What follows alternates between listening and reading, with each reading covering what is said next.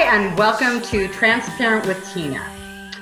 So I'm wondering how many of you out there have ever felt that no matter what you do, how hard you try, you just can't seem to attract the people, circumstances, and situations that you so desperately desire. Meanwhile, other people are like manifesting like crazy. Sound familiar? If it does, you don't want to miss this show. My first and only guest, I say that a lot. My first guest, like I got 50 other guests. Oh no, I only have one guest. My guest today is Tracy Smith. She is an energy wellness coach. Welcome, Tracy. Thank you. Glad to be here. Tracy and I are friends. I have actually worked with Tracy, and it's just amazing the work that she does. And we spoke earlier before we got on camera here, and I just wanted her permission to say that she's very intuitive as well, because when she did a clearing for me, we weren't even in the same space. She did it over the phone, and it blew me away. So the work that she does is very deep, very transformational. So let's get right into it, okay? So Tracy, why don't you tell us what the energy body is and how it works? The energy body, well, first we have, as we say, two bodies. You have your physical body, which we're very much aware of, and then the energetic body is the energy within you and the energy around you. And we're familiar with the energy around us as our personal space, and we can feel that energy if someone gets a little too close to us. And the energy within us, being familiar with acupuncture, Chinese medicine, or Ayurvedic, you have the governing meridians from the energy flow or the chakras. And if an energy is blocked, then we feel that in a physical condition. So your energetic body is within you and it is around you. Okay, so the energy around you as opposed to the energy in you. Can you go a little bit deeper into that, because I'm a little bit, and I don't really understand what that means. So like with that, the energy around you, is that like your aura? It's considered, yes, your aura, or we know it as your personal space, and it is your aura. The energy within you is the flow of energy. So there's 9 different energy systems. Okay. So we have the energetic governing meridians, which we're familiar with acupuncture. We have your polarity.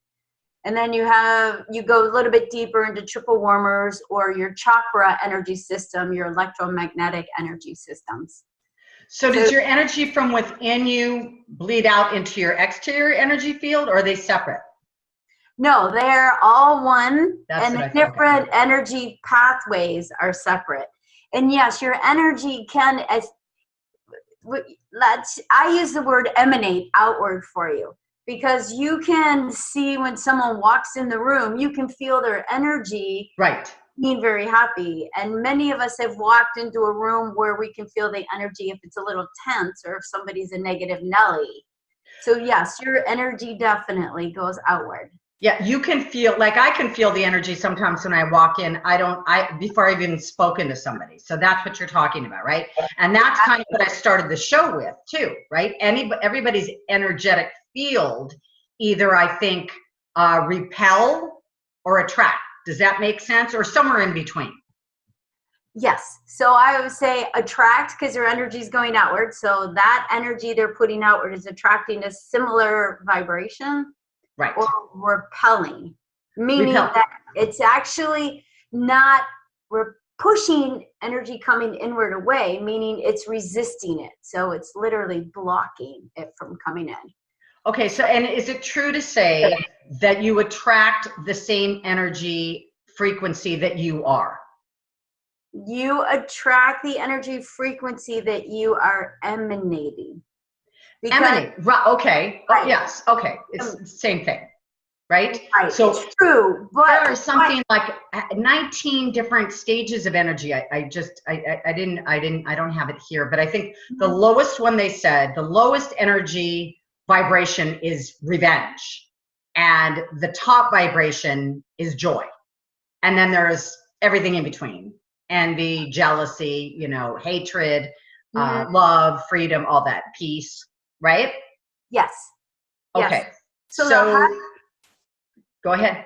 the highest vibration that you can send out there is appreciation and joy. So appreciation, the highest vibration, and that's where we inspire people to stay and live.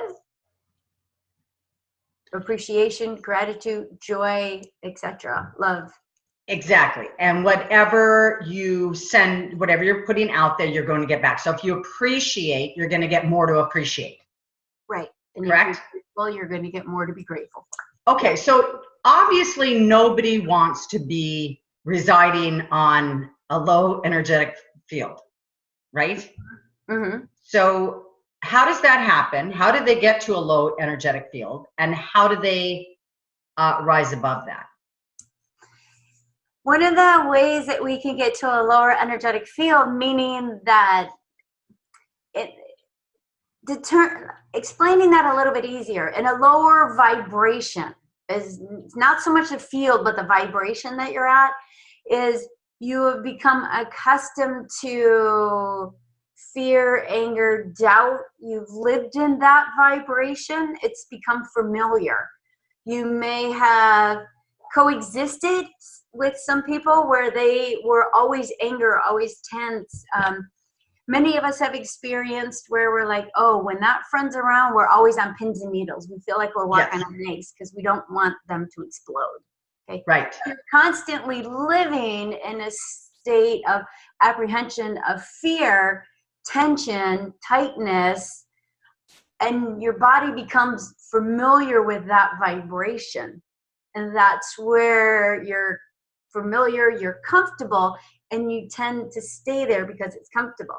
And we've heard it where somebody will say, oh, that person is just full of drama. I mean, they create their own drama, but that vibration is what they're familiar with. Getting out of it, one, is just being aware that they're there, bringing awareness. So when you're aware of something, you can change it. Right. And then two, it's teaching people that the energy they're putting out there in the forms of thoughts, words, beliefs, in that vibration, they do have the power to change it, and to start focusing on utilizing gratitude, the energy of gratitude, the energy of appreciation. And energy isn't experiential. So when we just say, just spend 2 days of being grateful for the simplest things to the most complicated things. And then as they go through that, it's like, wow, all of a sudden they become aware. They feel a little lighter physically. They feel a little calmer. They feel a little bit more relaxed, a little bit more at peace. And that they're not in that stress of fight and flight. It's like, wow, wait a minute, I can relax. It can be calm. And then with relaxing, calm, peace, you start to feel more empowered, and that you have the ability, like, wow, I think I can go through a situation. I think I can handle this. Yes, one step at a time. Now, in your work outside of that, is there something else that you do that helps the energy move along a little bit quicker? Yes, I help people first be aware of the energy, so energy education, and then they can easily manipulate their energy. And yes, easily is just the use of gratitude, because gratitude is the most ultimate receivership energy. And becoming aware of their focus, because wherever your focus goes, your energy goes. So if your focus is on negativity and lack, that's exactly what you're going to continue to see, because that's your focus, and your energy is going out in a lack. Where if your focus goes out in an energy of gratitude and gratefulness and appreciation and joy, then that vibration the universe can bring back into you. Exactly. Let me ask you a question. So if somebody, you say, focus on gratitude, and they're, let's say, writing affirmations, or they're saying out loud what they're grateful for, but they don't truly believe it, does it still shift the energy? I mean, you know, the old saying, fake it till you make it. Well, Or not necessarily, because the energy that you're putting out there from your body, your subconscious, which if you're familiar with the picture of the iceberg, 10% is on top of the water, yes, 90% is underneath. yes, Your consciousness is where you make decisions and you listen. Your subconsciousness within the body, that has a record of everything you've been through. And not only everything you've been through, but the voices, the emotional memory, where you were, who you were with, the names, and the vibrations you were at. So yes. if you're saying it, but you're like, okay, I am successful, but at the moment you don't have a job, Hmm. and like your body's going, I don't have a job, I don't have a job, I don't have a job.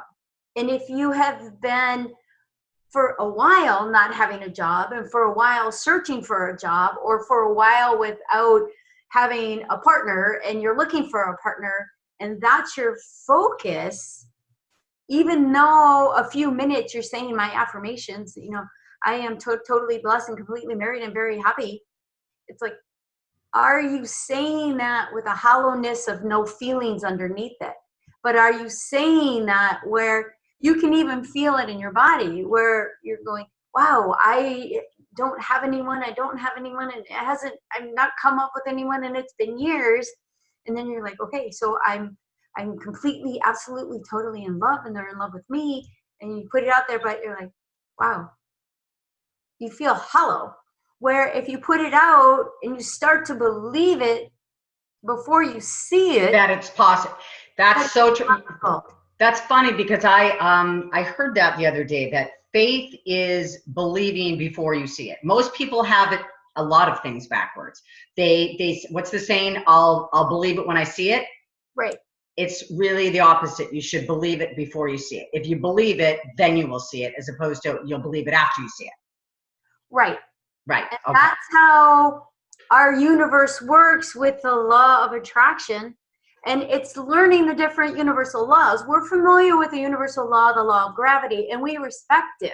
Yes. So, and we know how to use it. We are not going to release a glass in the middle of the air. We're going to be wise, put it on a supported surface. So understanding the law of attraction, and really we live in a reflective world. So the law of attraction is reflecting back to us what we are emanating out there. Exactly. So if I'm in a perspective mentally and in my body saying, once I see it, I'm going to believe it. You are putting yourself that you have to see it. That you don't trust it yet. That you Right. don't trust yet. Right. But when you put yourself in the vibration and the trust, when I believe it, I'm going to see it. Right. Like knowing. And then the faith is knowing that will happen. So it's having the faith in the law. And the law is a universal law. The law is the divine essence, higher source of each and every one of us. And then being aware that we have this law, being aware this law works regardless of what we're putting into it. This law is a gift to us. And then with the awareness of the gift, the awareness of how it works, then we can intentionally utilize this law for our highest and best interest, which is the highest and best interest of all.